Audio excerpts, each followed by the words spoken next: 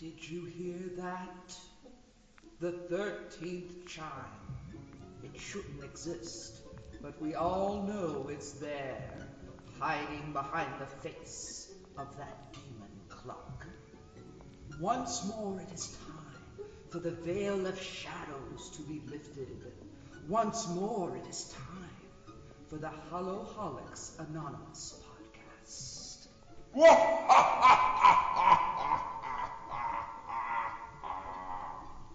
Live, trapped in an endless hell of our worst childhood nightmares on repeat. I'm Maddy. I'm David. Corey, and that's apparently David. So I did drop the ball a little. I will admit, maybe the break I took for about 3 years was a little much. Julianne and Chris are gone, but they just got married last year, so congratulations, Julianne and Chris. That's awesome. Yeah, congratulations, Yeah. Julian and Chris. Good for them. Couldn't have happened to two better people. I love them. They're great. I've also never met them. I'm sure they're awesome. I'm just delighted to be here on the show and talk about scary movies and spooky stuff with y'all. Just a little about me and how I got into horror. When my dad was in college, he did like special effects and makeup for theater productions and short films that he and his friends made. One of those films actually being like a horror comedy where my dad plays this trash monster brought to life by the urine of a semi-radiated drunken surfer. So he showed us that when we were kids, and like I just thought it was like the most hilarious thing ever. But Could have had a wonderful career with trauma. yeah, for real. But yeah, my dad had like several books on horror movies and makeup, practical effects, and just movie magic in general. And when I was a kid, I would flip through those. I was just really awestruck and always fascinated with movies in general and horror. But Halloween was always a really fun time. My mom's an amazing costume designer. She can practically like sew anything, and she was always really cool and made us kids like costumes. And one year we went as like the Universal monsters. Actually, I think for like a couple of years we did that. I was the Wolfman, and my dad did the makeup, and my mom made the costume. Another year we went as like Fellowship from the Lord of the Rings movies, and that was a lot of fun. Kind of had like a fascination with the strange and the macabre and just horror in general, and I really look forward to going on this journey with y'all. David, who were you in the Fellowship? Well, my dad took Aragorn. Oh God, like I wanted to be Aragorn, but I had to be Frodo. So Okay. Well, how but tall were you at this point? I was pretty short, but my dad's a pretty tall guy. That's why he kind of made like a really good trash zombie monster. So his trash zombie monster's got to be at least 6 feet. Oh, exactly, sure. yeah. But yeah, he did all of his monster makeup. He has a VHS copy of it. I'll have to ask him about it and see if I can maybe like show you guys it. It's pretty fun. Oh, that would I be would love great. to check that out. We could probably rip it online and convert it, and we could probably post it on the blog with an episode. Yeah, that'd be pretty awesome. That is if Father's not ashamed of It's pretty bad, but that's kind of the charm. Well, that seems to be the theme of what we've been doing too. So bad is good. Yeah. We need to like save for like a beat. We've already got a running theme because this is the third attempt we've made for an episode. Back up your Technically, audio. it's only the second time we've actually done the episode, though. We sort of threw the first one together as a test. So we're not doing so bad. Yeah. All right, Corey, would you like to introduce yourself? My name is Corey. I, too, am happy to be here with all you internet strangers that I met on Reddit talking about horror movies. I've been a fan of horror movies and all things dark pretty much my entire life. My dad thought it was funny to show the impressionable baby toddler me horror movies just to see my reaction. The first I'm movie sure they I were always remember good ones. A+ stuff. The first movie I remember seeing was Night of the Living Dead, which actually was pretty awesome. I was 5, 6, I don't know, whenever your memories start to solidify, that's when I saw it. Most kids were raised on Disney. I got zombies, demons, and Godzilla. And it made me the man I am today. And what? And a little Disney. Yeah, a little. It was like the darker Disney, like I got the Black Cauldron, stuff like that. And Something Wicked This Way Comes, still one of my all-time favorites. I tend to gravitate more towards the weirder and ridiculous of the horror genre, and I like a heavy dose of gore every now and then. Some of my favorite movies are Begotten, Die You Zombie Bastards, and Cemetery Man. I've also seen a lot of the more shocking stuff, like Lucker the Necrophagus and Necromantic, though after watching a Serbian film, I kind of realized I was over the whole shock for shock's sake thing in movies. I'll still watch them if they come out of the woodwork and people are talking about them just to see them, but that I'll probably never watch it again. Have you seen Solo? I have not. You probably should if that's a genre enjoyed. Yeah, I mean, I'll check it out. Like I said, I'm not super into it anymore. Like, I don't know. It's not like it grosses me out now. It's just it's just gotten old. I just think I've seen enough of that void. It's true. Although, I mean, there were scenes in a Serbian film that definitely made me uncomfortable and just kind of made me realize I'm not about that life anymore. That life? What were you doing besides watching the movie? That movie watching life, not the never. I'm not even taking that further. I've never really been to those like. Yeah, there's I mean, the older stuff, there's at least some art into them, and since nobody was doing that kind of thing back then, it actually did have sort of a weight, but it's just overdone these days. Eli Roth made sure nobody cares about it anymore, so. Yeah, that's a really good point to make. I think Eli Roth was the turning point to really just completely just turn the screens bloody. Oh yeah, for sure. Not to say anything against him. I'm sure a lot of people enjoy Eli Roth. No, I dig some of his stuff. I dig some of the stuff that he produces for sure, but. Yeah, Hustle was great. I mean. Yeah, the first one's awesome. Yeah, unfortunately, when it comes to cinema, you can be pretty quickly desensitized. Other than that, like I said, I'm into generally anything dark, movies, music, especially music, books, TV, comic books, whatever, but we can save all that stuff for another episode. Yeah, I think it's safe to say that all three of us are fairly well on our way to geekdom. I think I'm pretty old. I've definitely, like, I've reached nerd mecca. I'm there now. You've come out of your chrysalis. Well, on this episode, again, we're going to be focusing on the movies that traumatized us as children, for better or for worse. Honestly, kids are so easy to terrorize. Awful as that sounds, but a movie like Salo or like Serbian film today is sometimes what it takes for an adult horror fan to feel any kind of disgust or even terror, because we feel like we've seen it all. But when you're 6 years old, just an angry puppet with a little bit of ketchup on its mouth can be enough to send you screaming from the room. Or a bunch of people in black and white just chowing down on chicken bones. Yeah, I mean, as far as like kind of like where I grew up in Bastrop, Texas, and I saw the Texas Chainsaw Massacre, Tobe Hooper's 1974 Texas Chainsaw Massacre at a pretty young age, and I think like Maddy's probably agree, when you're driving down like highways like the 21, you feel like you're almost like driving through that movie. And a lot of the filming locations are like really kind of close to where I lived, like the gas station and the Desecrated Cemetery, which is in Leander, and I think it's like about like an hour away from where I lived. That just kind of it kind of for me like kind of made horror feel like close to home. It also, it was also kind of inspiring too, just because it wasn't really like a Hollywood production. It felt very kind of like DIY. You could kind of see like where they shot these scenes in the film, so that was just kind of inspiring too. But yeah, that was like a big childhood horror movie for me. That's how I feel a lot about George Romero's stuff, because I'm very close to Pittsburgh. I'm about an hour away from Pittsburgh, so I live really close to a lot of the filming locations for Night of the Living Dead. In fact, I think it wasn't the cemetery they used for everything, but a cemetery they used for reshoots is in a town called Evans City, which is just right down the road essentially from me. I also live really close to the mall from Dawn of the Dead, which was great as a kid, because we could all jump in the car and like head to this mall and see, like, there was one blood stain left from the filming in the 70s. This would have been in the 90s that we did this. And this blood stain was like a mecca for all these weird little horror kids, and we just go stand in this one place and like talk about the movie and stare at it until we got thrown out. It was pretty great. I had an amazing haul at Half Price Books today. I got a really cool 3-film set for $4 of some Discovery Channel specials, including 6 Degrees of Helter Skelter, Boneyard, and my favorite version of the Ted Bundy story, Anne Rule's Stranger Beside Me. That was pretty awesome. I haven't seen that. I'm sort of surprised. I haven't seen the Helter Skelter one either. I assume that's a Manson thing. It is, yeah. Basically, I got all of the Tremors movies. I got the Castle Freak collection, the RoboCop collection, 3 Legacy Universal Monster sets, including The Swamp Thing, The Mummy, and Dracula, and Red Eye, which not a great movie, but I enjoy it. I actually didn't. I don't remember it well, but I didn't hate Red Eye. It was very claustrophobic, and I like that in movies. Yeah, As Cillian Murphy. Yeah, Cillian Murphy. It's a Wes Craven movie, and it is kind of one of his meh movies. Wes Craven either makes something really good or really eh. I think it was the first movie I saw Cillian Murphy. No, I'm lying. I saw him in 128 128 days later first. Corey, would you like to tell us all about your horror pack? Yeah, we're gonna do this now. I would love to. All right, let's jump on this train. All right. For those of you that don't know, Horror Pack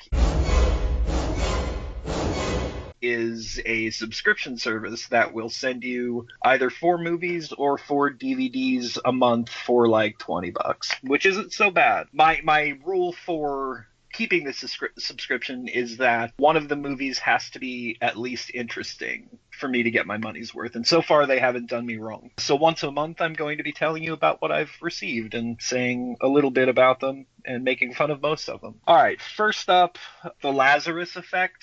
I did not watch this again. I will probably never watch this again because I imagine if I did, I would have to break the CD and gouge my eyes out while cutting off my face. And maybe it's kind of on the same level of disappointment as Life. Yeah. What, you mean Life in general? Was that like a philosophical thing? No, it was that sci-fi movie that came out. Oh, okay. It's like a starfish alien that eats people. Oh, okay. That sounds awful. Yeah, when I did see this once years ago, I was really hoping for something at least reminiscent of the original Flatliners, and I just got this saccharine zombie Olivia Wilde nonsense, and it was just terrible and disappointing. So yeah, that's number one, which is terrible, and I hate it. It's kind of also how I felt about the Nicole Kidman The Body Snatch. I haven't seen that. Don't. And I probably. All right, next we have Resident Evil Afterlife. These are kind of like, I don't know, for me to describe how I feel about the Resident Evil series, I kind of have to tell you how I feel about Keanu Reeves, because the movies aren't related, but my feelings are. So Keanu Reeves is kind of like Air. He's in movies. You don't really like him, you don't really hate him, but occasionally he's very necessary. Movies like Bill and Ted's Bogus Journey. Bill and Ted's Bogus Journey? That's actually not what I was thinking about. I was thinking Bill about and Ted's Excellent Adventure. The Assassin movies he was just in. John Wick. Yeah, the John Wick movies. Those are great, and I actually think they're a big deal, and they couldn't be done without him. So same thing with the Resident Evil movies. Occasionally they'll do something that I really, really dig, but for the most part it's just watching a movie, and that's what Afterlife is. It's just the movie version of Air, and it was okay. And that's all I have to say about that. Yeah, to be honest, zombies have never really been my thing. Given the choice, I'd prefer a vampire because they're not gross and rotting. But it depends on the vampire. Well, that's true. Yeah. I admire the creativity that the Resident Evil series of games and movies has gone to in order to really make the zombie a flexible monster. Yeah, that's true. And anytime the Resident Evil franchise, movie-wise, and video games, I guess, has done like some crazy giant like hammer-wielding mutant, it's been pretty rad. And there is one in Afterlife. I think that's the one with the big hammer-wielding guy. I watched so many Resident Evils, and I mix them all together, so I'm not sure, but I'm pretty sure that's it. I'm a gamer, so I grew up playing like the Resident Evil games, but I watched the first one, and yeah, it was okay. It wasn't. At school it'd be like, oh man, like my friends would be like, oh man, like it'd be awesome if they made a Resident Evil movie, and I was always like really skeptical about it. I didn't really think it could be done, and I think like George Romero was actually going to. I guess like that was like for the video game, like he had originally like written like a commercial for the Resident Evil 2. Yeah, you can still find it too and watch it. It's pretty good. He was slated to direct the first Resident Evil movie. I'm not sure what happened. That's right. I feel like he would probably be so stuck on the traditional zombie that he invented. I think that's what happened. Yeah, diving into that would just be too much of a change. Yeah, he just want to continue his franchise, I think, and I think they probably had a little bit of a problem with that. Mm-hmm. Even though the first 2 video games are pretty much playing through his franchise with the exception of the mutants. You gotta appreciate that in the later edge of the series, the zombies learned how to pump gas. Yeah, I thought that was pretty rad. You actually started to feel for them. I love Land of the Dead. That movie's so good. To me. Well, it is. Did you get anything else in your horror pack? Yes, I did. I guess we're not going to argue about that today. We'll save it for another time. Next up, I got The Apparition, sort of an interdimensional ghost tale starring dude who played Bucky Barnes, a.k.a. the Winter Soldier, in all those popular Marvel films. He's pretty much the only dude of note in this movie. I enjoyed it, not necessarily because it was a good movie. It really wasn't, but they did some interesting stuff in it. They did this thing where these ghosts or demons or whatever they are coming from another dimension, and occasionally these dimensions fuse with our own, I guess, and there's a scene where there's like this demon is, or whatever you want to call it, spirit demon is starting to come through, and the entire building they're in just kind of goes dimensional crazy, and you've got like tables fused with walls, chairs fused with ceilings, people fused with walls, stuff like that. So it did some interesting stuff, enough to hold my attention through the whole thing. I wouldn't necessarily watch it ever again, though. But that was number 3, and it was okay. So far we've got 2 okays and 1 God knows. And finally, the reason that this month's horror pack was completely 100% worth the $20 for me was Volumes of Blood Horror Stories. I should start by saying that this was not a good movie. This is a low-budget, C-rate, if you're lucky, horror film vignette type thing. I watched this late one night when I worked the next morning, and there was just so much heart and so much love used to make this movie. You could tell everybody from the crew, the actors, the director, everybody just wanted to be there, and they wanted to make this movie, and they wanted to put some kind of mark on the horror genre, that I stayed up even later and watched this is a sequel. I actually stayed up later and I watched the first one as well. Exact same deal. It's a series of vignettes. Both have semi-interesting bookmarks at the end. The first one's bookmarks are a little more interesting than the second one, but it was totally worth it to me because I don't think that it gave me that sort of feeling back when I was a kid when I'd watch a trauma movie. Like, the terrible movie and ridiculous stuff happens constantly in them, but like the blood and the sweat of these people putting this movie together just shows through, and it just makes it so enjoyable. And I'd actually like to track this guy down, and I think I'm going to try to and see if he'll talk to me or talk to us at some point about his voluntarily movie. I might kidnap him. He might be into that. But yeah, that's it. Volumes of Blood. I do recommend any of you, if any of you are into horror, especially the lower budget stuff, definitely check this out, because you'll get like, you'll feel Sam Raimi in there, you'll feel old John Carpenter in there, and most importantly, you'll just feel love for the genre in there. Like, it's absolutely shows through, and it's so great. Wow, that sounds very good. Yeah, actually, I watched a little bit of it a couple nights ago, and I didn't make it all the way through, but yeah, definitely like what you were saying is like, yeah, I mean, you can tell like they have a great passion for horror, and yeah, you know, like the acting's pretty spotty, and the effects aren't great. Yeah, you know, it's just it's fun seeing, you know, that passion that people have and having that captured on screen. I found myself being a little bit of a pretentious asshole when I. Well, I mean, we're doing a podcast about horror, so all three of us in a way are kind of already edging, like towing that line. But I was watching one of the special features, and one of the actors actually did, like, he had like a bit role or something in Walking Dead. I should have looked it up to figure out which one. He was so excited to be part of this movie, and everybody else was so excited to have an actor that came from The Walking Dead. And in my head in the beginning, I immediately went to the jaded jerk place that I so often go to about like, oh, this guy had a bit part and they're so excited. And then I caught myself and I'm like, wait a second, man. Like, these people are so happy about this because they're all doing this thing they love, and you're just in your brain mocking it. Like, why are you such a terrible person? So, Volumes of Blood, guys, if you're listening to this, I'm sorry I made fun of you in my head briefly, and I take it all back. You know, that's a good point that you make right there, because I've had to remind myself time and again that for this podcast and for this blog, Hallow-holics.blogspot.com and Hallow-holics.wordpress.com. That was a really smooth shout out there. Good plug. I've tried to make it a point not to bring up movies that I absolutely hate, because I don't want to criticize something that so many people have put their heart and soul into, or at least their money. I think that even if we did, in fact, maybe we should do that for an episode at some point. Just watch one movie we absolutely hate and try to not shit on it. You know what I mean? Like, just try to actually find especially movies like Volumes of Blood, when there's actually sort of some kind of heart into it. Like, I don't care if it's something like Lazarus Effect, stuff like that. I'm sorry, I'm still angry about Lazarus Effect. Stuff like that deserves all the hate we can give it. But I think it'd be pretty neat if we could find some smaller movies that we don't like and decide what's good about it. Because, bad or not, these people are trying to do what they want, and I just think that's absolutely amazing. For me, that movie would be Funny Games. Oh, that's the one where they point, oh right? No, you just gave away the ending. I'm going to cut that out. Yeah, you better do that. My bad. All right, are we ready? I think so.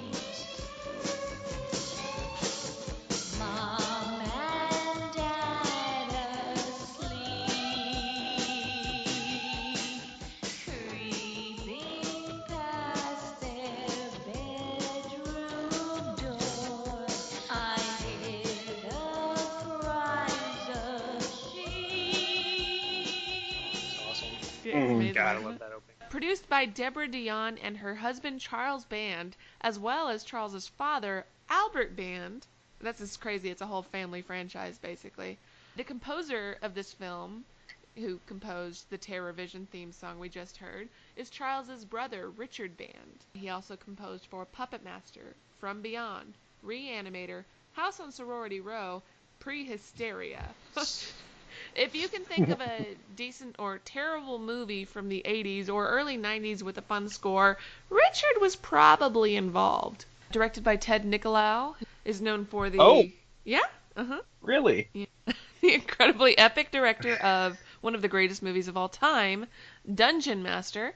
He also crewed on Texas Chainsaw Massacre, and he directed the Subspecies series.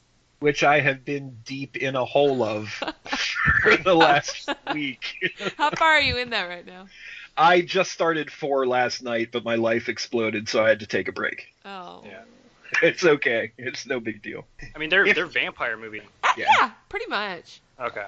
Really low budget, but Yeah, except for the weird they're dress thing. they're kind of more about a guy who lives a very abused life and gets everything he has stolen from him by his family, and it's about him reclaiming what he deserves, and then college students messing with him. Or just a We'll talk soulless about monster that murdering his family and taking what he wants.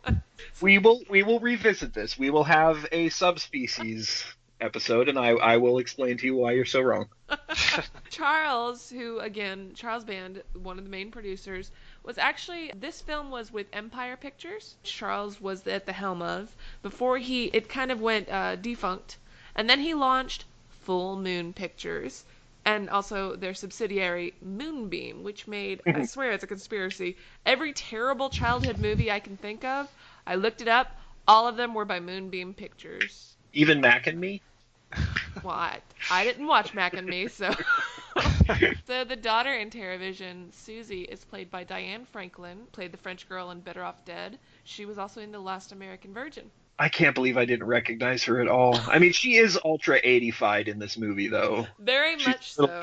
She's Yeah, a little this more whole movie's, subdued like, in those other high two. Yeah, and from the interviews I saw, she just had a ball. It looks like they all did, honestly. Oh, yeah, it looked like Yeah, that. it's a really fun movie. Yeah. And then the mother, Mary Warnov, one of the greatest character actresses of the 80s and 90s, who got a major role in Eating Roll. She was in Night of the Comet, Chopping Mall, Death Ray 2000. She worked with both Andy Warhol and Roger Corman. She's practically the Scream Queen of Scream Queens, except she never screams, She really. was Yeah, also she was, in Rock and Roll High School, the Ramones movie. Mhm. Yeah. And House of the Devil. The House of the Devil. She played like Mrs. Ullman. Saw that recently.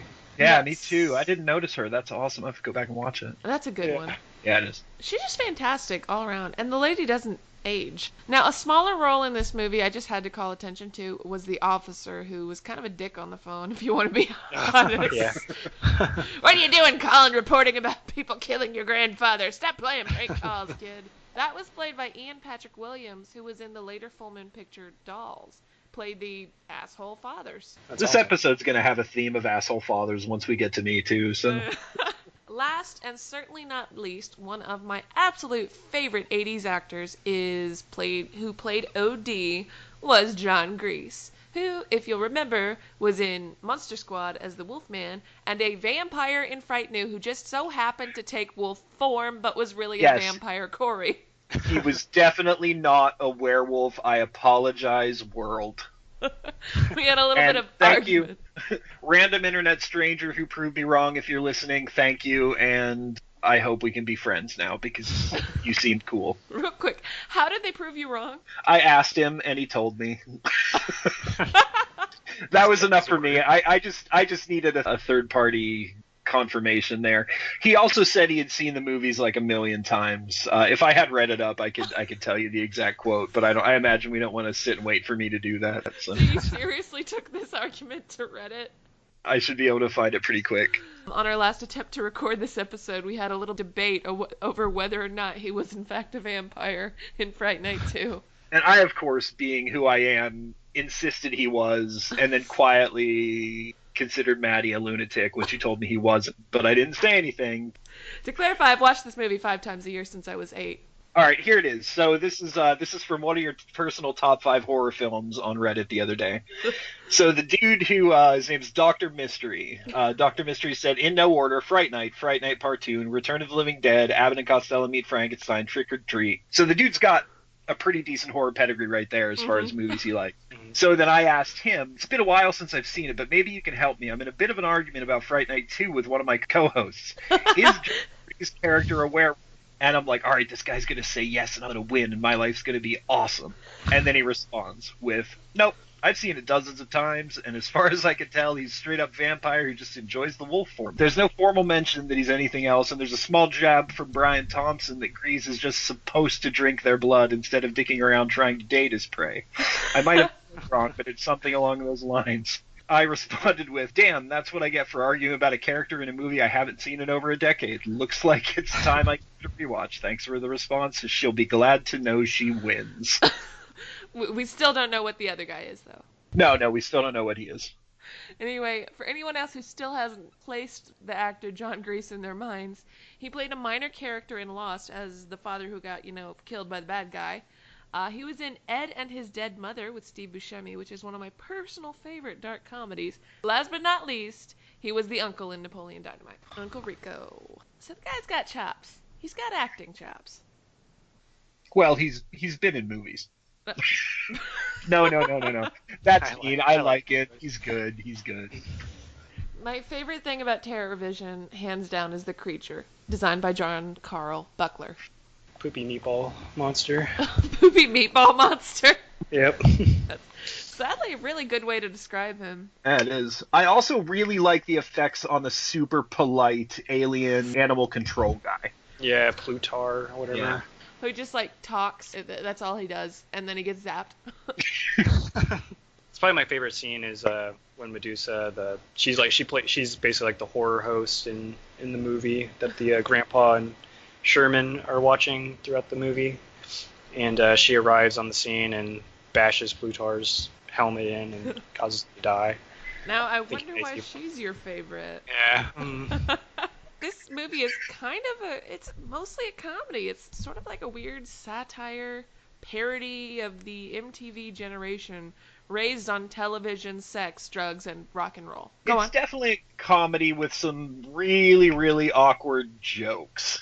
It's the jokes you'd see maybe a writing team kind of saying, no, we're not using that one, Ted, and just scrapping it. And then they just took all of the scrapped jokes that were on the ground and just compiled them together into a script. Or it is a commentary about Hollywood's treatment of younger actors. Do we think this movie's smart enough to make that connection? I think there was only one line in the entire film, or two lines by the same character, that could have indicated that, Corey. Yeah, but maybe. All right, well, I'm trying here. I'm trying to justify the pedophilia jokes. I'm trying. Maybe it might have been making that kind of commentary. That's a bit of a stretch, but it was certainly making some commentary, at least about consumerism, if anything, and irresponsible parenting. Yeah, just a silly movie all around, but yeah, it just definitely has some great moments in it. The parents are swingers, hardcore swingers, who basically spend all day getting ready to have sex at night with strangers they bring over to the house to look at all of their sex stuff. Their awesome Roman sex decor. What jobs do they afford all this? Maybe they just deal in sex art. Or maybe they install sex pools, like that's their thing. Maybe they've got a multi-level marketing sex company. Wait, does that mean he's a pimp? Or are you talking about, sexual related items? Yeah, like a pyramid scheme. Okay. Oh, yeah. You bring other couples in on this. I mean, his first line telling them he knows someone who can get them a real good deal on this stuff. He's a salesman. This is what this is about. It's not about irresponsible parenting. It's about that's a good point. selling yourself. Yeah, it's like that scene in the movie Go when the cops have the two guys they arrested in to try to sell them Amway shit. Wow, I got to work Go into a conversation. That's weird. Scream Factory did an incredible release, a sort of double feature with The Video Dead that I would definitely recommend checking out. Yeah, The Video Dead's pretty great. I think I have it on DVD over here, actually. Anyway, I guess you're wondering how the heck this movie terrified me as a kid. It's mostly comedy, right? I very much am wondering. Yeah, a really butt-ugly alien teleports itself through television screens, to this family's house because they came in through the gigantic satellite dish in the backyard. 100. I've never in my life seen a satellite dish that big in anyone's backyard. And eats people, and kind of it's like a bargain brand version of the Thing. It absorbs their bodies and it can imitate them in weird ways. Yeah, and like it's pretty horrifying how he actually the monster kills. Basically has this like lobster claw that comes out and has like almost like these like it's almost like a mandible. Basically impales the victim and turns him like almost like the soup. And he has this grotesque tongue that comes out and like slurps up the remains. It's pretty brutal. Really cool monster effect. I really like the monster in this movie. I feel like parts of this monster must have been reused at least a dozen times. It's like the giant eyeball it's got. I swear I've seen that eyeball in every single full moon or moonbeam movie I've ever seen. Oh, it wouldn't surprise me at all. The monster reminds me a lot of an old Tobe Hooper film. Invaders from Mars, is that what we figured out? Mm-hmm. Yeah. I think so. Yeah, it reminds me, but better, which is surprising. You'd think Tobe Hooper would have a better monster in his movie, but this one was just so much more visceral than the Invaders from Mars. I'm going to call it a puppet because you know it's a puppet. You can tell it's a puppet. Exactly, yeah. It's all dried foam and just poorly done, poorly puppeteered, all that stuff. But this one is just slimy and, like I said, visceral and just fleshy and perfect. Like, it really is a pretty amazing. That movie could have been so much better had they just added a little bit more to that monster. Yeah, really, it could have been. But I almost feel like they went too dark in the wrong way. Really, a children. Yeah, I like it when kids' movies get dark, though, especially when they get really dark. But we're way off topic now. I'm sorry. That's Exactly. my fault again.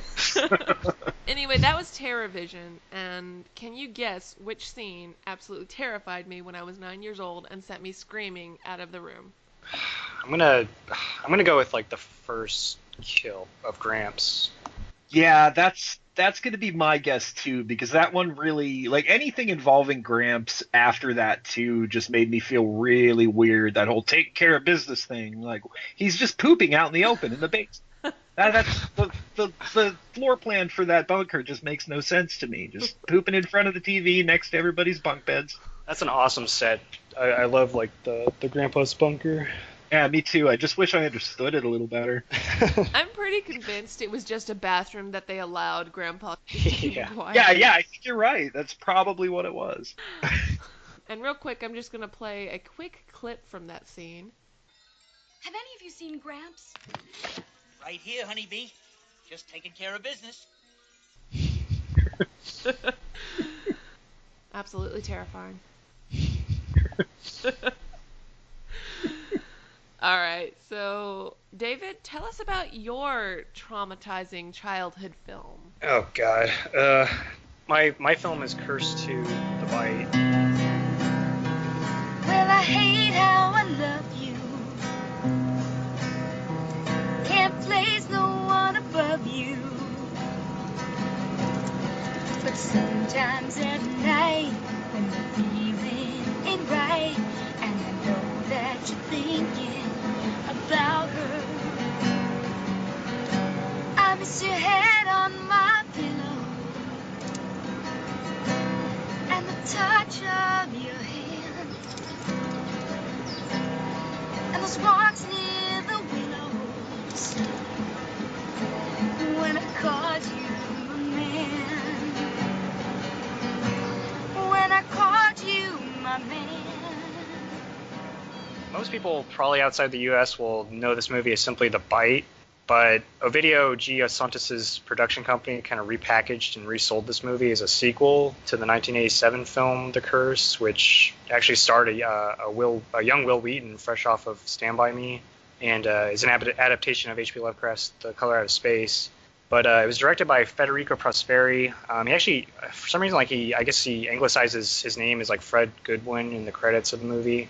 Really, I guess for like yeah, it's true. Yeah, and that sounds really familiar, his Americanized name. I don't know why. Yeah, but it stars Jill Schoen as Lisa, who we know from Popcorn and The Stepfather. I love Popcorn. Yeah, Popcorn's awesome. And we got J. Eddie Peck, who plays Clark. And from what I can tell, he mostly kind of went on as like his career was mostly like in TV. He was in Dallas and All My Children. But we of course have the great Jamie Farr, who we know from MASH as Klinger. Plays Harry, who's like kind of like this like traveling salesman, wannabe doctor. I feel like if And then he we got had a- dressed like Klinger, he would have been more compelling. Yeah, it's kind of it is weird like kind of seeing him like in this role as like kind of a masculine leader. But we got Sidney Lassick plays George, who's like kind of like this skittish hotel manager. People may know him from One Flew Over the Cuckoo's Nest. He plays Cheswick. We got Bo Svensson, who actually has had a pretty long career. I've only kind of known him in like kind of brief roles in like Quentin Tarantino movies, like Inglourious Bastards and Kill Bill Volume 2. But he plays the sheriff. Yeah, this is a really bizarre movie. The series itself, the Curse series, doesn't make everywhere. any sense. Yeah, it's like it's kind of like an unofficial anthology. Like you have Curse 1, which is basically about a meteor that lands on this farm and like causes like all the crops to bloom and prosper, but they actually have like they're inedible, and they have like bugs inside of them. It's really gross. Almost like a sort of Faustian concept. Yeah. And then we have like besides like the sequel Curse 2, The Bite, we have two more Curse movies. Curse 3, The Blood Sacrifice, which came out in 1991. It actually stars Christopher Lee and Jenna Lee Harrison, and it's set in like 1950s Africa, where there's like this vengeful tribal magician who summons this demon and like commands this demon to kill all these Europeans. And then there's like Curse 4, which is just kind of arbitrarily placed as like the fourth movie in the series, even though it came out in 1988. It's called like Curse 4 Catacombs, and you can also just look it up by Catacombs, but it's basically about an American woman studying at this like Italian monastery. I guess it houses this like very irate demon spirit that kills everyone. So it's just a really bizarre series. Like I mean, according to Box Office Mojo, the first Curse movie made less than like $2 million during its theatrical run. So it's a bit unclear as to like what the strategy was behind like tying the films together as a series, unless it was just like kind of hope of brand name or brand or like name recognition. It's pretty weird, but what kind of makes this movie like endearing to me is like seeing this movie. Like I must have seen it like when I was 11 or 12, and it's got Screaming Mad George doing the special effects, and that's really what kind of makes the movie for me. They're not his best work, but they're pretty. Oh, I think they're great. Yeah. Just as like kind of like a brief synopsis of the film. So like we have like these like two young lovers, Clark and Lisa, and they're going through like an old desert test site full of like nuclear mutated snakes, and Clark eventually receives a bite, hence the name of the film, on his left hand, which slowly over the course of the movie like transforms into this monstrous snake creature. I have a question for you about the snake hand real quick. I was looking through my notes we've already said that this is our second attempt at this due to technical issues. So it's been a minute since I've seen this movie and I have a terrible memory. But I have in my notes, and I can't remember why, it says all that I wrote is something unsettling about snake hand in sink. Do you have any idea why I was unsettled by that scene? Well, he like chops off his hand at one point, and it like falls, like it's like in the sink and it's like writhing around. That's okay. That must have been it because of the way it must have writhed in some sort of like weird way that didn't feel right to me. In a weird way, that makes me think of like Evil Dead and Army of Darkness, and I almost thought that snake was going to come after him. Yeah, that's a good point. Yeah, it's pretty awesome scene. There's some other effects in the movie that are really spectacular. We also have this character named Harry, who's of course played as I've said before by Jamie Farr, and he's trying to find Clark and Lisa and administer the correct anti-venom for legal reasons. Yeah, exactly. Trying to get him to sign a waiver and put him at fault. And then of course we have Bo Svensson kind of playing as the sheriff, who he's kind of sketchy. Like he's super not really sure if he's like sketchy, man. He is the worst sheriff in history. Yeah. He's definitely being rapey towards the main character. So like the trouble in this movie kind of starts with Clark and Lisa basically ignoring the advice of this like gas station attendant, and they're going to take the shortcut. Yeah, that never goes wrong. Yeah. And yeah, it just as like a side note, I mean like the shortcut that they take like somehow takes them from like Arizona to Texas in that order. Albuquerque is like sandwiched in between in like north central New Mexico. And the way that they drive in this movie and like the journey, it doesn't make any sense. So like the people behind the scenes understanding of American geography is really tenuous, or like I guess like Clark and Lisa just have like the worst sense of direction ever. Yeah, I have a theory. Every time anyone gives them any directions, they completely ignore them because they're idiots. This isn't the first time they've made the mistake of like just doing the exact opposite with the person telling them where to go said. I mean, this was a time before GPS too, and maybe maps just weren't in the budget. And a man is driving. Yeah. And Wait, where are you going, you- Lisa? You totally just made the joke that men don't stop and ask for directions. I'm impressed you went for it. It is true. I never asked for directions. Lisa playing her annoying song "Possessor" is also a big factor in, I guess, maybe confusing them in direction, because Clark like basically gets enchanted by this song that Lisa's playing. And the touch of your hand, and those walks near the willows, when I called you a man. And like just cluelessly runs over this max exodus of snakes crossing the highway. As we tend to do.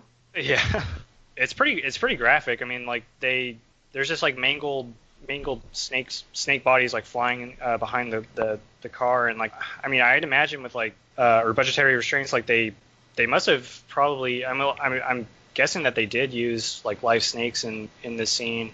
You know, I mean this movie kind of gave me like a snake phobia, but still like I mean I hate for like animals to be harmed on film, but I think like even the scene before where they're driving over the snakes, like Clark shoots a snake that's like sneaking up on Lisa. I think that was actually like a live snake that was killed as well. So yeah, it's kind of sad, but Yeah, it wouldn't surprise me. Back then there was so much of like snakes everywhere.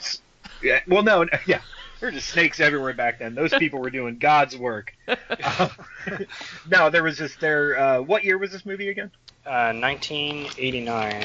Yeah, that might be the tail end of it, but there was a lot of throughout the ages. There's been a lot of examples of actual animals being killed on set, especially in like the low-budget bison in Apocalypse Now, or that turtle in Cannibal Holocaust. Like, oh yeah, I'm very glad it doesn't happen anymore. I like animals a lot more than people. There have even been some darker, like very old movies that actually real human bodies. Really? Yeah. I mean, I know there's been examples of like freak shows accidentally having mummified corpses of murdered people and stuff like that, but in Poltergeist I mean, I seem to kind of remember. Oh yeah. I forget the character's name, but it's the mother. She like basically slides down into like the pool, or like where they're digging out the pool, I guess. And there's like always corpses and coffins that come up. Mm-hmm. Were those real bodies? Some of them were real. Some of them were real. Yeah, I remember hearing something about that. Yeah, because I remember. Yeah. So maybe her reaction was genuine. Yeah. Or she didn't. Yeah, or they didn't tell her or something. Just being like. Really... The real question is, how do those skeletons all come here with perfect teeth? Oh God, not this discussion. I'm sorry. Move on. Indian skeletons. I'm glad you got that reference. You want to go open that oil drum that got Miss Lee shipped to your house, Corey? Oh, I would be the first one to open that drum. God. I am that dumb. Eventually, so like after Clark and Lisa have driven over like these snakes, they end up getting a flat tire and stop at this rundown gas station to get it fixed. And... Well, it's a universal law in all horror films that everybody's car sucks balls. Oh, yeah, for real, yeah.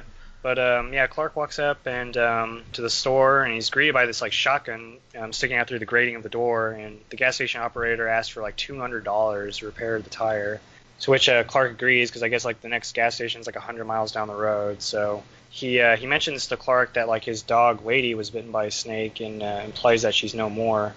Clark ends up having to like use the restroom, and when he goes into the back, like he hears a dog in distress, and before he can like really investigate, the attendant comes back with like the shotgun, like he sticks the shotgun to like Clark's head and tells him to get out. What follows like really kind of freaked me out. Is that how poor this attendant's customer service was, even without the gun?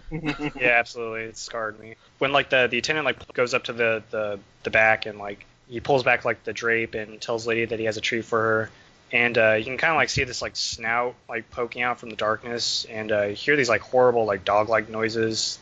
Kind of remind me a lot of like the Thing monster, especially in like the kennel scene. Seems as like the attendant gets closer. Physical effects are a major element of these movies that scared us. But yeah, as the attendant gets closer, the lady monster kind of like lunges out and wraps around his throat, and the guy like panics and screaming, and he like reaches for his shotgun, and we hear like a shotgun blast, but don't really see anything else. And you know, of course, like soon after this scene, like Clark is bitten by a hitchhiking snake when he's like going through his and Lisa's luggage. So at this point, like we kind of know like the potential danger that Clark is in. Sets us up for the majority of the movie, which is like really like him, you know, transforming into this like snake monster. kind of like the next scene highlight for me is like when they, they've gone to like the hotel, they meet Harry, he's administered this like anti-venom to save Clark, and then we come across like the worst love scene, or like one of the worst love scenes ever depicted on or film. Or best, depending on how I you thought look it at was sweet. Yeah, if you have like a hand fetish. Search that car from top to bottom, leaving no reptile left unturned.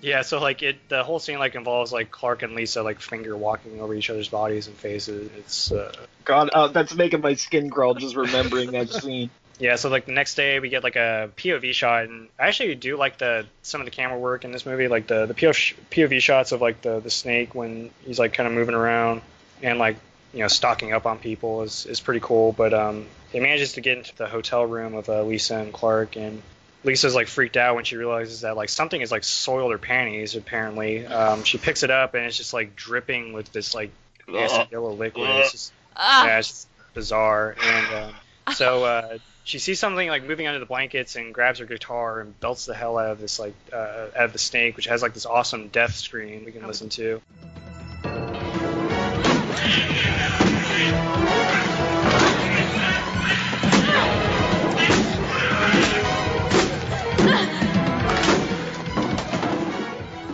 Just like to thank that snake for stopping the world from ever hearing that awful song again. Yeah, for real. Yeah, she breaks her guitar over this thing, so yeah, it's pretty epic. Really, kind of like the next like big like scene highlights for me are really like the death scenes. There's some pretty good like gore scenes, so like fellow gorehounds will kind of appreciate them. I did. I appreciated a lot of the gore in this scene, especially in the last act. Yeah, definitely. Essentially, like Clark and Lisa are pulled over by the cops because at this point Clark really kind of looks like a heroin junkie at this point, and he's driving around with a rifle in the back of the Jeep. Perhaps And it's a metaphor. He's not chasing the dragon. The dragon is chasing him. Dun dun dun. For some reason, like Clark doesn't want to show his bandaged hand to the sheriff, so the sheriff arrests Clark and they drive him away. And eventually, like they stop for the sheriff to pee. The deputy gets nosy and decides to investigate Clark's bandaged hand. Here we get like our first kind of like gore moment where Clark loses control of his snake hand and shoots down the deputy's throat. And this was basically like one of the money shots you'd been waiting for the entire film at this point. Yeah. And this is after the sheriff had been creeping on this girl too, right? Like he had already been really, really uncomfortable towards her. Yeah. The snake arm just kind of like, shoots down the guy's throat and like bashes around all of like his internal organs, and camera views kind of make it more like kind of contorted, and so it's kind of gruesome. And eventually like the arm pulls out and the deputy's like still beating hard is pulled out, and it just looks disgusting. Yeah, and this is a really good example actually of how important it is to have like good camera shots. It's not always about the makeup and the acting. Sometimes it's just about where you stage the camera. Yeah, Sure. I mean, especially when it comes to practical effects, it can't be all about the effects. Without those camera angles, and no matter how good it is, it's gonna look fake. Yeah, so not soon after this, like Clark has managed to like escape and get to the hospital.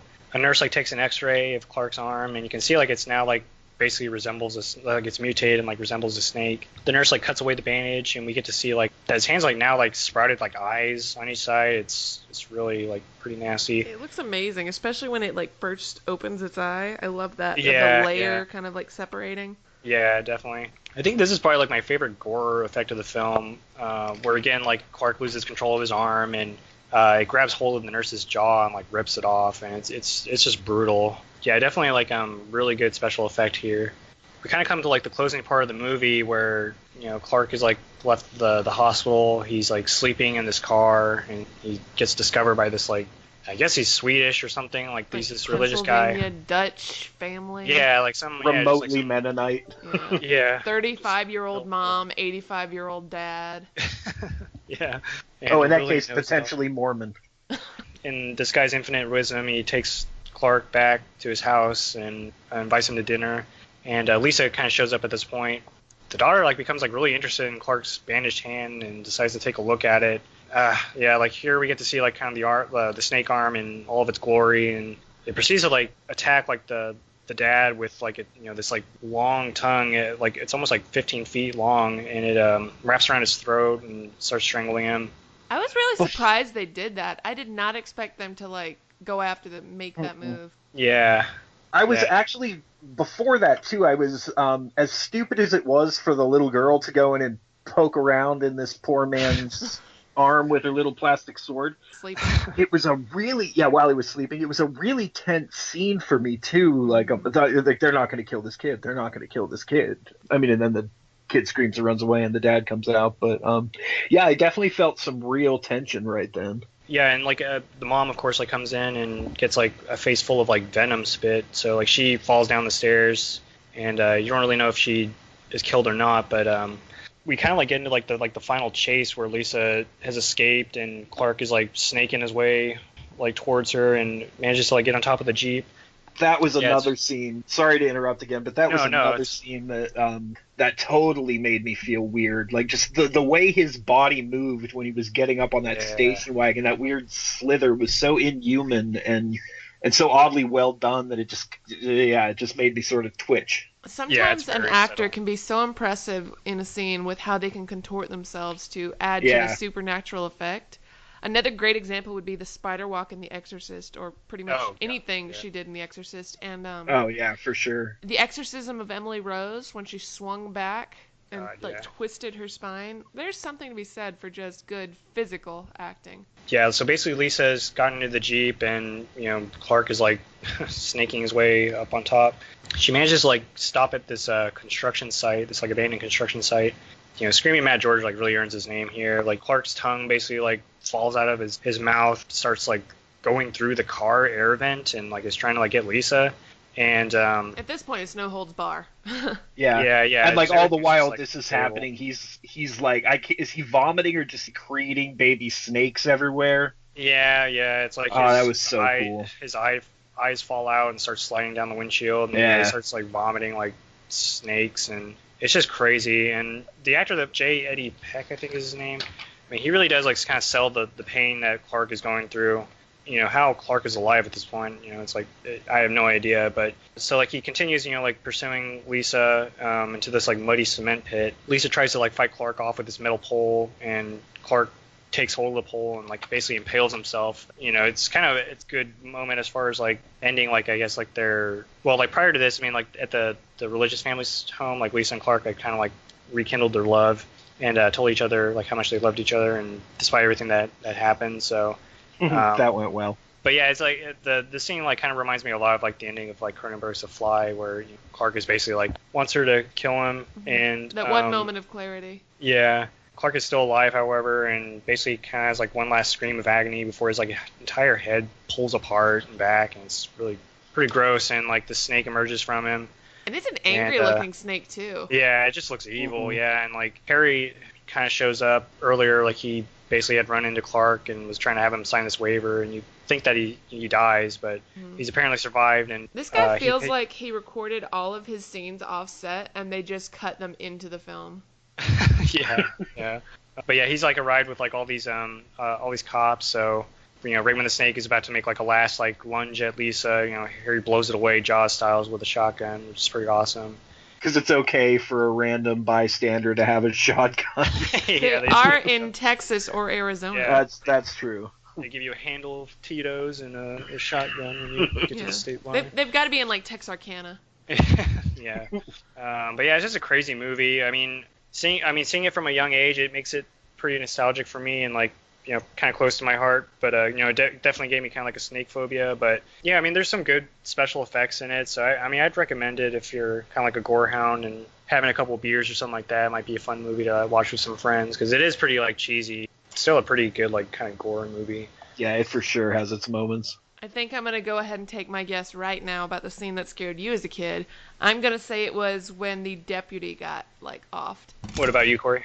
I'm going to go with Shoot, I don't even know. I'm gonna go with the nurse. Yeah, I mean those are both like great scenes, but I think like real the quick, dog. drum beat. And the touch of your hand, and those walks near the willows, when I called you a man.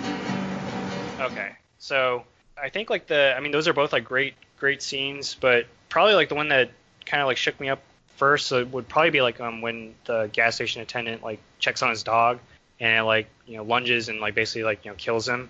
I think that was probably like the one that kind of like first like got me like really kind of like really scared.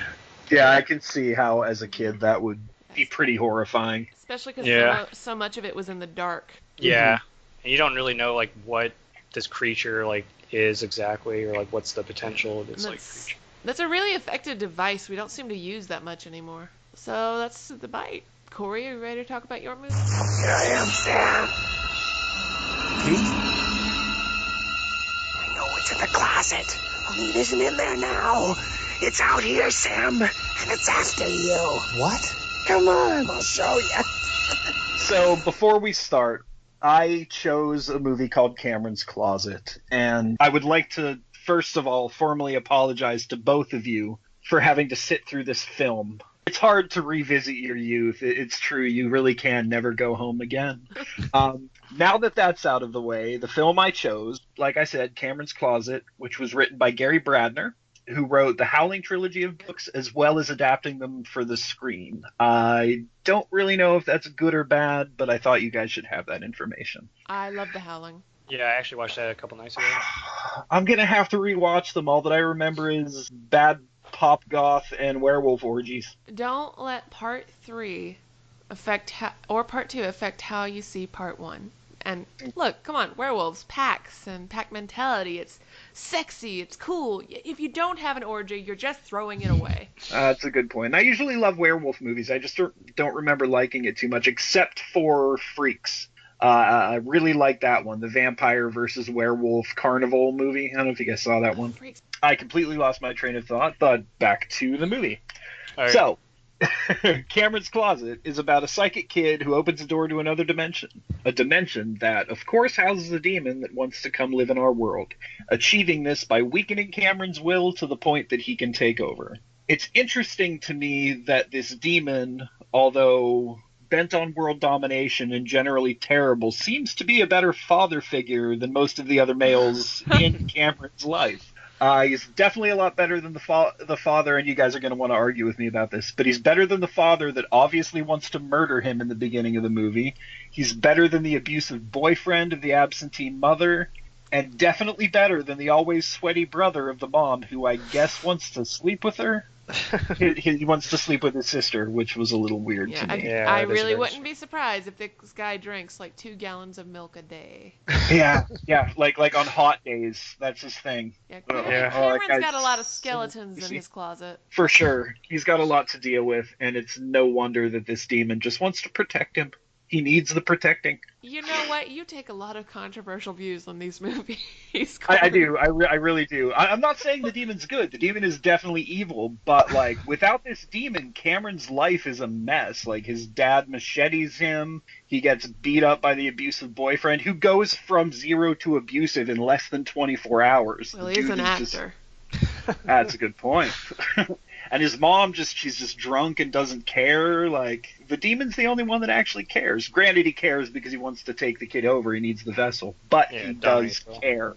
I mean, kind of like the Ben Majors character is kind of, he does, spoilers. I don't know how many listeners will be watching this movie, or any of these movies really, but. I think it's acceptable if the movie in question is the topic. That's true, especially since all of our movies are like 30 years old. Yeah.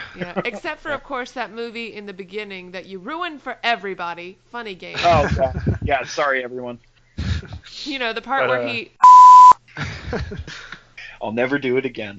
We do have, also the Ben Majors character, as long as we're kind of, still talking about father figures for Cameron. He does kind of try and, I guess, kind of make amends by the end of the movie by putting Cameron in this trance, trying to confront the demon at the end. And of course, he gets boiled from within or something. I don't even know, but it's pretty horrific death.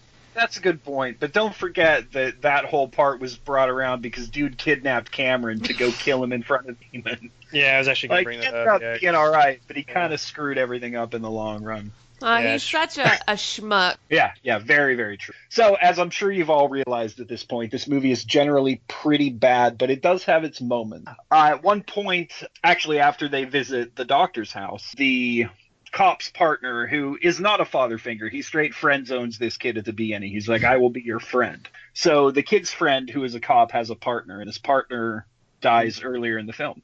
Did you say Pete? Yeah, I think his name. Okay, well, Pete dies earlier in the film. It seems like such a weird choice for them to do that, because in movies like this, you expect a character like that to make a decisive role, to take the position as a sort of father figure character to make the plot progress more smoothly. But yeah, Pete totally is just, I'm gonna be your friend, kid. That's it. It's like, I'm not really committing. Yeah. There will definitely be no adoption in your future here. I'd rather deal with my own daddy. Exactly. He sees his partner, very typical horror thing, off in the distance in the woods. He sees his partner, hears him whispering his name. So he runs out there, well, cautiously walks out there, out into the woods to find his partner. I know it's in the closet. Only it isn't in there now. It's out here, Sam, and it's after you. What? Come on, I'll show you.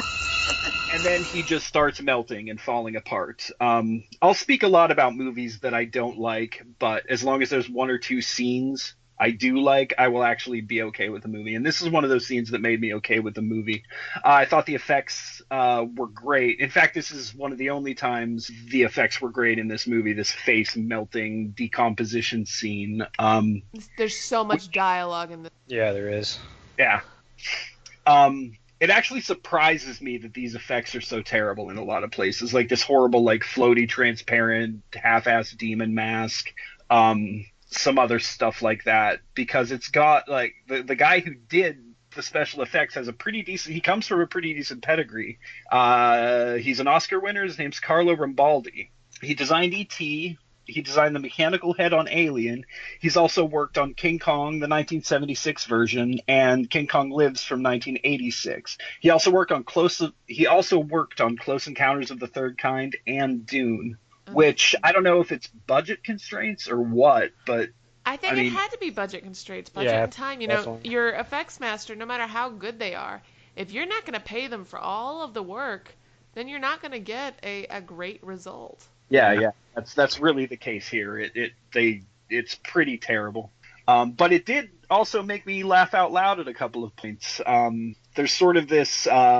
It's got sort of a buddy cop feeling in a couple of places. Especially like in one of the early scenes with the cop when he gets out of his car and he just like runs around with his gun. A backup buddy cop moment. Yeah, for sure.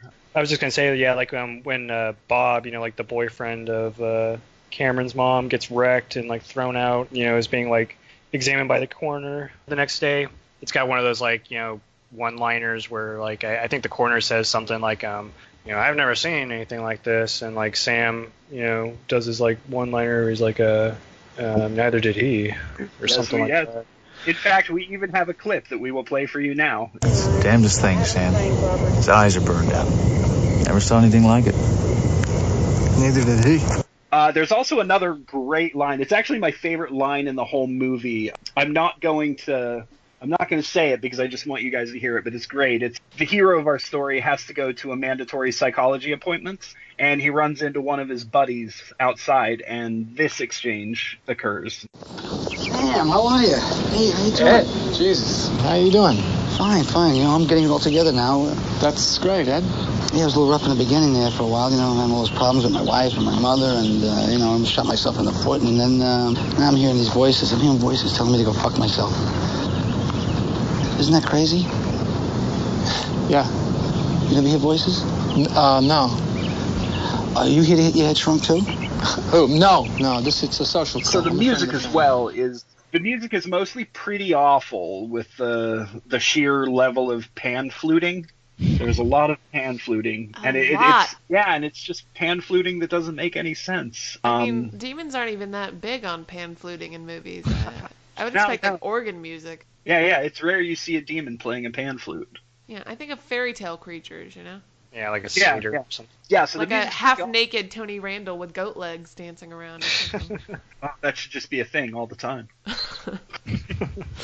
The main All right. theme song of the little boy that comes up every 5 damn minutes is so out of place most of the time. We get it. He's wide-eyed. He's a wide-eyed, sweet, innocent child. You don't have to remind us with the pan flutes over and over and over again. Not at all. And this is super surprising that the music's so bad because Henry Manfredini is the guy who composed all this stuff. He's the one who did Friday the 13th, which is one of the most iconic horror scores you're ever going to hear.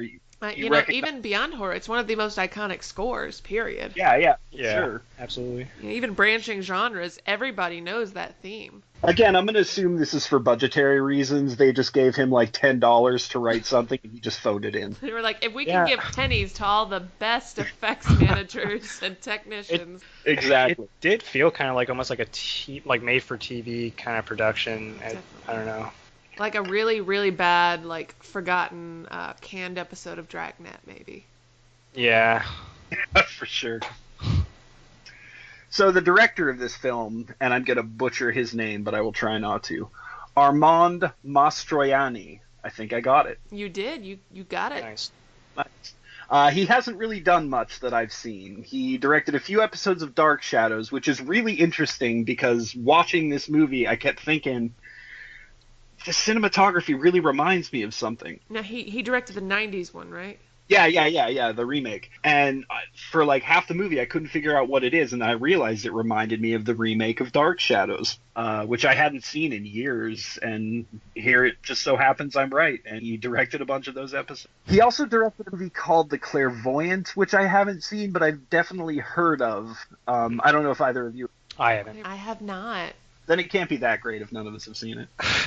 It's not like he a also- Ghost Whisperer or the other Carbon Copy show, is it? No, this is a movie. The Oh, Clairvoyant okay. is... You're talking about The Ghost Whisperer and Medium, which I have watched every episode of both. They're good in their own right. So They're okay. I like bad TV. I like Speaking Patricia of... Arquette. Oh, yeah, me too. Speaking of which, he also directed a couple of episodes of the Michael Landon vehicle, Touched by an Angel. I'm not sure I appreciate how you said that. Therein lies the comedy, Maddy. You emphasized touch a little hardcore there. Well, trivia-wise, this movie is kind of deservedly forgotten, I think. While I was researching it It was a there are a paycheck. couple of...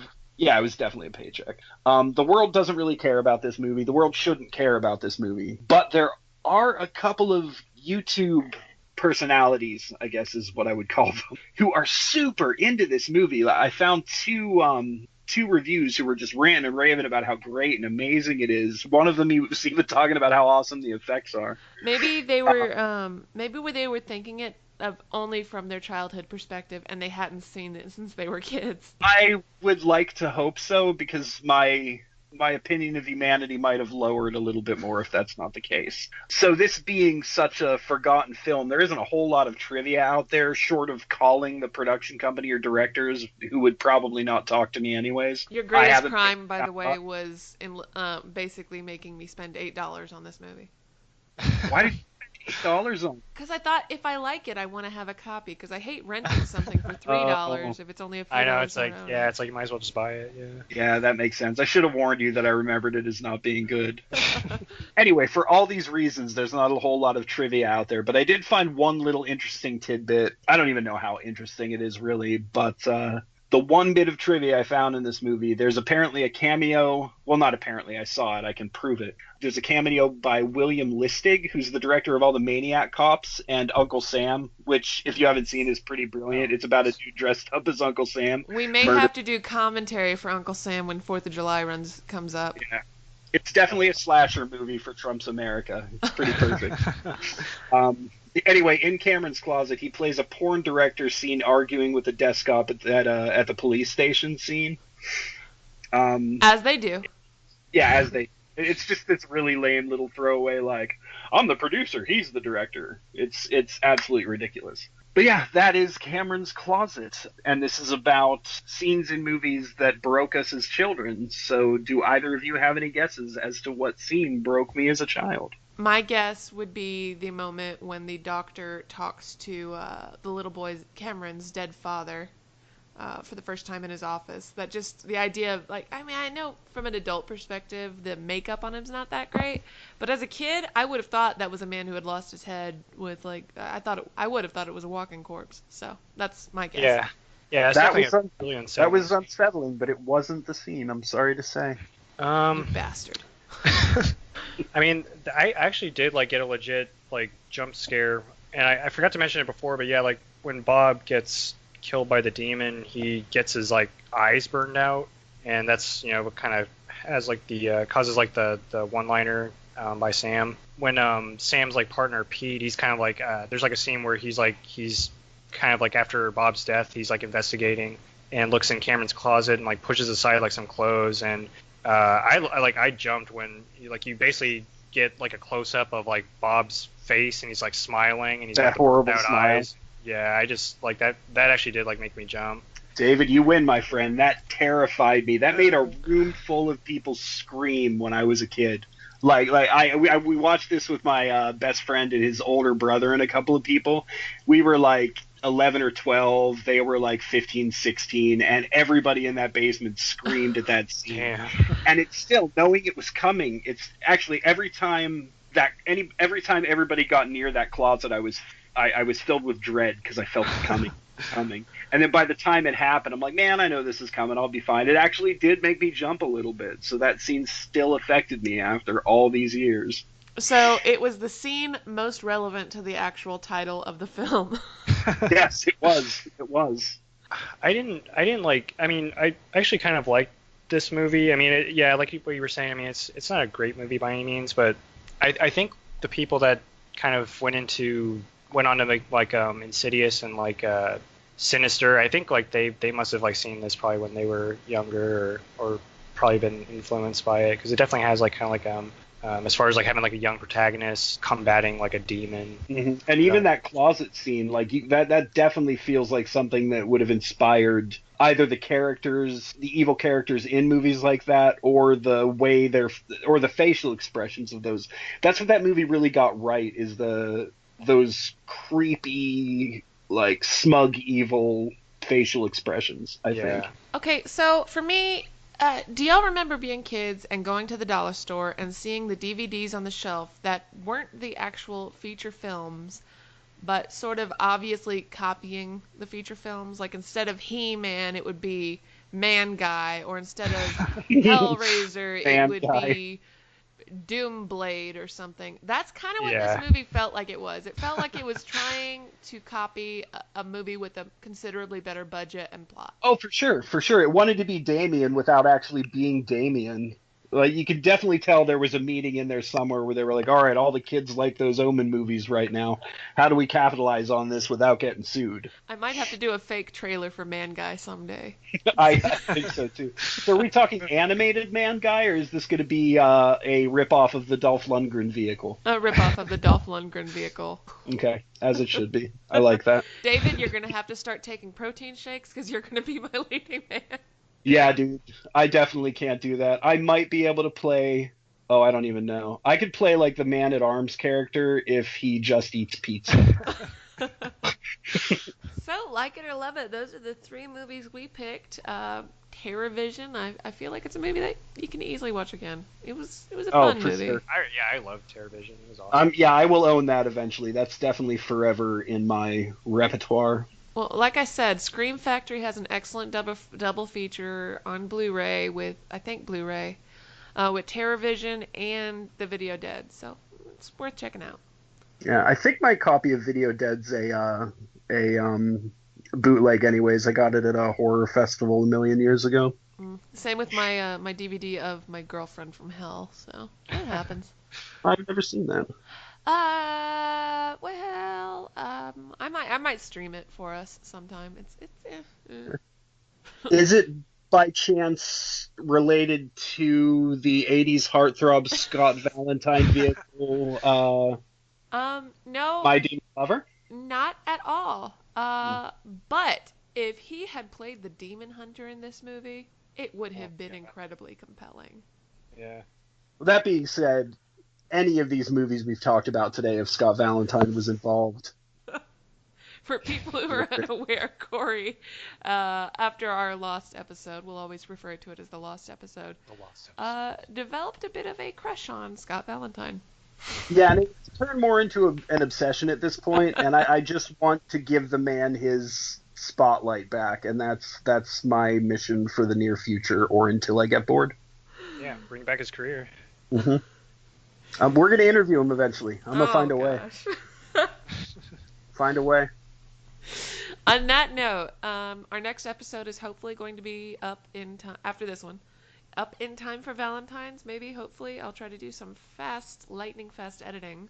So if you guys are looking for us on Twitter, you can find us at Hallow-holics Anonymous at Nowhere23. Tweet to us about anything, about things you'd like to hear, things you'd like us to talk about, people you'd like us to track down and bother. Besides Anything Scott Valentine. Yeah, that's my job. Or if you have Scott Valentine's phone number, please PM it to me. I would really appreciate it. Find us there. I will answer as quickly as possible. And thank you very much. You can also find the link to the blog spot on our Twitter. Yeah, thank you all for listening. Okay, Emily, I would like to thank you very much for your original artwork. I hope it gives you more exposure. It was definitely worth the 144 plastic babies. Yes, thank you very much, Emily. Looks like it's about time for the nightmare to reset itself. Thanks for listening, gang, and if a maniacal scientist ever offers you the choice of living forever in your dream world after death, just...